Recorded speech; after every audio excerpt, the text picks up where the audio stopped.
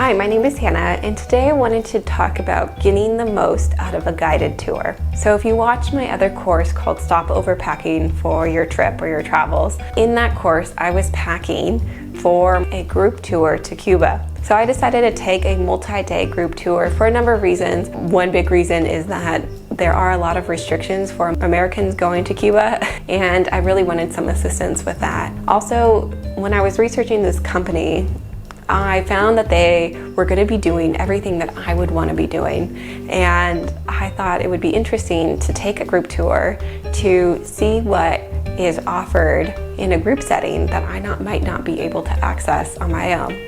And as I was thinking through these, I feel like that's the same reason why I do guided day tours or activities in wherever I'm traveling. It's because I want to do a certain activity or have special access that I wouldn't have normally. Guided activities or day tours are really the reason why I travel. I want to experience the country that I'm in. So in this course, I want to give you my tips for having the best experience and getting the most out of those guided tours. I want to start with what I think will make the biggest impact, which is choosing the company that you decide to do your guided or group tour with. And I think they make the biggest impact because they are directly responsible for organizing your trip.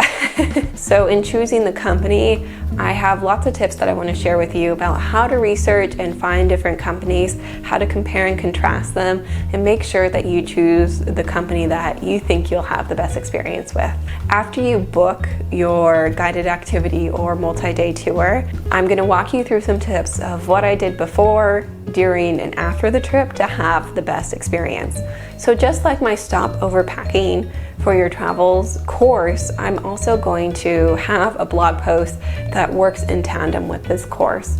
It's going to have the same information that I'm giving to you. However, if you like to reference it in the future, it will always be there in a written form, which I think some people do appreciate. I'm also going to offer a checklist for booking and preparing for a guided tour that you absolutely do not need, because I'm going to give you all that information here today. However, if you would like that checklist for when you are planning for a multi-day tour or even just a guided activity day trip, you can utilize the checklist to make sure you're not forgetting anything that I talked about during my course. Beyond that, I don't think you need anything for this course except for a notepad, a pen, and some internet access. I think you have those, so let's get started.